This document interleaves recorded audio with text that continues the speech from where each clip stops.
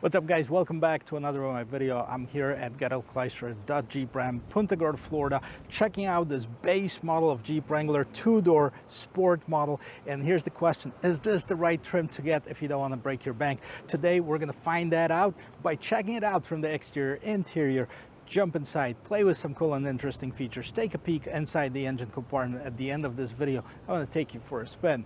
Guys, before we do that, I want you to do a favor for me. Go down here below, click that subscribe button. Really helps me out a lot. My goal is to reach 10,000 subscribers at the end of this year, and I hope you can help me with it. It doesn't really cost you anything. Hit that subscribe button, turn on the notifications. If you like car videos, I post twice a week. Let's get back to this vehicle.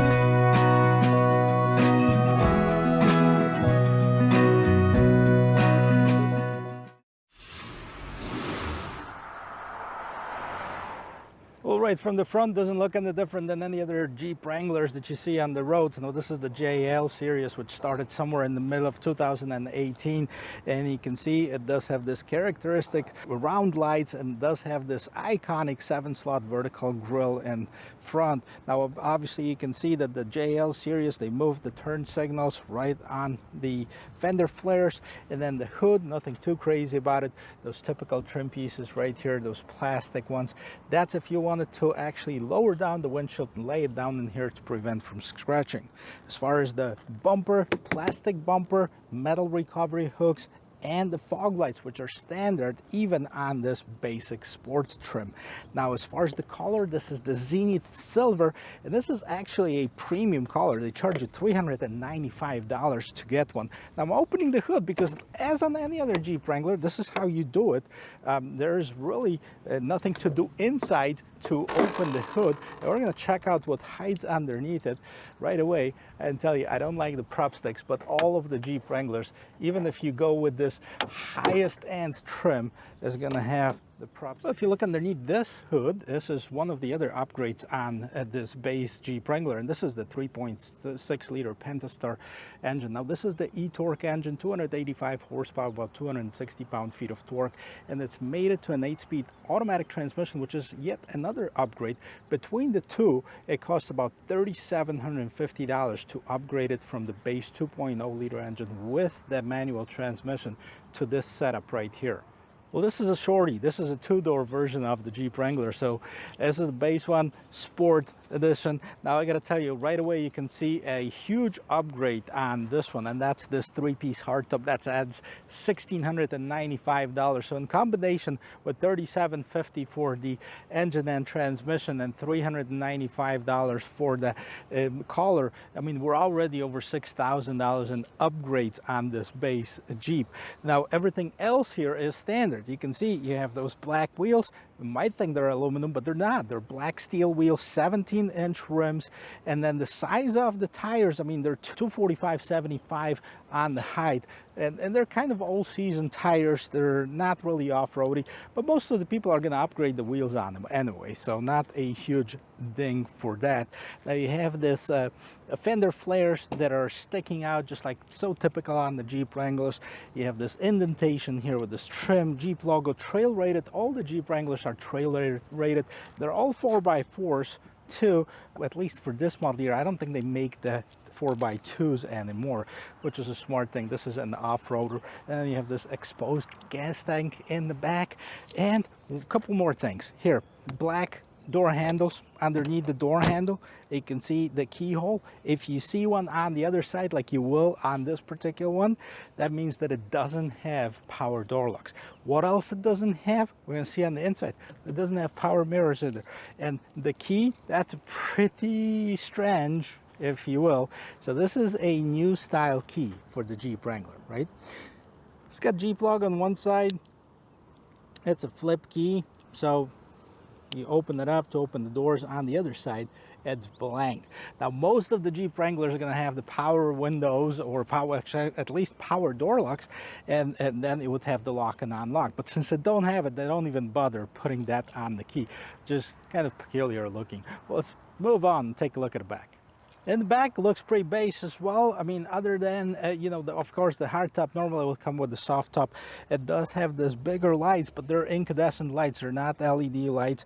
And then at the bottom of here, you can see the recovery hooks, plastic bumper as well. And then you have this tire holder. Now, in the middle of this tire holder, you do have the rear view camera, but that's pretty much standard on all of the new vehicles sold in the United States. And then you have the third brake light. The way you open it, of course, just like all the other Jeeps, first the gate swings open, and then you can open the top right here. Check it out in here. So there's like literally no space behind here. All right, now you do have a little bit of an storage compartment right underneath the floor, and then you have the space to put the hinges for the roof, windshield, etc. And then you also have these tools right here to remove them. So I mean, they at least give you that. And the seats, you can fold the seat if you'd like to. Let's see if we can do that. All right, and it kind of tumbles forward. So if you have the seat in the position like this, at least you can put some stuff inside of here. Or you can remove the seat altogether. I've seen a lot of people who've got pets and just the two of them, they remove the seats for the maximum cargo. All right, let's see how the doors sound. All right. Not too good, not too bad, just an average. Well, so that's here. Another thing that you don't get at this base trim is the power window. So you can see this crankshaft, which you probably don't see at very many vehicles anymore, and the very plasticky door panels right here. Now, I do have a sticker. I want to show you that in just a second, but I want to point out that the seats are also not powered. They're manual seats for both driver and passenger. Now, let's take a look at the sticker price right here. So you can see right there that we have the color that's extra, we have the 8-speed automatic transmission that's extra, the 3.6 liter engine extra. Guess what? Air conditioning is extra on this vehicle. That's $1,395. They have the black 3-piece hardtop, and that total destination charge and all, $38,825. $1,000, so $9,000 more than basically the advertised price when you look at the base one. Let's check it out. Let's check out this Jeep Wrangler on the interior. Looks like just any other Jeep Wrangler that I've seen. Very similar. There's different sizes of the screen and a little bit different middle section right here, because you can get more features, of course. Large steering wheel. Now the steering wheel is tilted. Is it telescoping? Yep, it is. Decent range of motions in here. It is on the large side, but that's all of them are. And now on the steering wheel in here, you do have basically your phone controls on one side, and you can control what's going on in the middle screen. And then on the right hand side, you have the basic cruise control in here. Now what's interesting, this vehicle doesn't even come with the automatic headlights. Okay, you turn them on and off manually. It doesn't have that automatic light feature, which is very surprising. But it is a base model, right? So let's take a look at the instrument clusters. You have a tachometer on the left, you have a speedometer on the right. In the middle screen right here, you basically can have the speedometer, vehicle info, and then you can go, you know, the temperature, trans temperature, oil pressure. So you can have several different options, basically fuel economy, trip A and B, trip info, okay, stop start, not ready, driver seatbelt, unbuckled, thank you for reminding me that, 11 miles on it. And then you see that we're low on fuel, so you get the fuel gauge on the top right and the temperature gauge on the top left. Moving on to the middle console right here. Now, believe it or not, this is the upgraded screen. This is a 7-inch screen, and it's part of the package that gives you the air conditioning, Apple CarPlay, and Android Auto. That is basically a Uconnect system. So you have the media, climate. It's not an automatic climate control. You can basically control the fan. Okay, you can't set the temperature is still set manually, you know, up and down. You can just basically see whether it's cooling or heating. You have the Uconnect apps, right? Does it have this off-road pages? Backup cam. Take a look at the backup camera. Actually, surprisingly, the backup camera is super nice quality. Okay, it is setting pretty high, so it gives you that nice view in the back. You get the trajectory lines, so I mean, this is a nice backup camera system. Phone, so you can pair the phone. You do have the Android Auto, Apple CarPlay, right? And there are different settings, so language, display units, voice. No navigation system in this, but if you connect your Android Auto, Google, or Apple CarPlay, you're gonna have that. And then you have those knobs basically to control the volume, to control the fan speed, tune, etc. 8-speaker stereo. I mean, it sounds okay. What else we have here? You have the mute button. You can turn off that auto start stop feature for the engine, traction control, and then you have to enter the select speed, basically kind of like a crawl assist, and you can turn off the screen in here. This is it. If you look down below, you have your 12-volt power adapter, storage, and then you have your media, basically auxiliary, as well as the USB-C and the USB. Okay, so it is a 4x4, and you can see you can switch that gears from 2 high to 4 high, neutral, and 4 low. And then you have this Jeep Wrangler right on top of the shifter. Such an iconic shifter at this point. And then basically you can go in the manual mode as well. Cup holders, all right, and then you do have that grab handles, of course, on the pillars right here, as well as above the glove box. And then you have this glove box, which is on the very small side, but it is there. Nothing too crazy about this interior. The fabric, I mean, it feels like it's durable. I don't know if it's waterproof. Should probably, but it's not. All right, and then that 3-piece hardtop, you see you can remove it by basically unlatching it and then taking off. There's 2 panels right in front, and then the whole big piece in the back. This is it. This is the interior. Let's take it for a spin. Well, guys, I'm about to take it for a spin. Before we do that, as always, let's check out what's available on Jeep's website. I gotta tell you, sitting in this vehicle, I sit up higher. There is enough headroom, but I feel like I'm kind of in this bucket. I mean, this is not a very quiet top. I mean, I can feel like a hollow sound coming from it. But so on the Jeep's website, right there, it says MSRP starting at $29,995 for the Jeep Wrangler Sport, which is this one. And then we go build your Wrangler, and it's going to give us another options. Now, of course, this one is available in the 2 and the 4-door versions. 4-door is going to be more expensive, but longer wheelbase as well. So here it is, guys. On the website, it says the Sport is the base model starting on the 2-door at $29,995. But if you go on the 4-door, the Sport version, the base one, is at $33,595. And then there's a Willys Sport, which is at $32,450 on the 2-door version. And then there's a Sport S, and that's a 2-door, is at $33,195. And if you were to look for a base one, I'd probably suggest that you consider this or above. The Sport S is going to come with a lot more standard features than the Sport. And if you add these, like what happened in this Jeep separately, it's going to come up to a lot more money.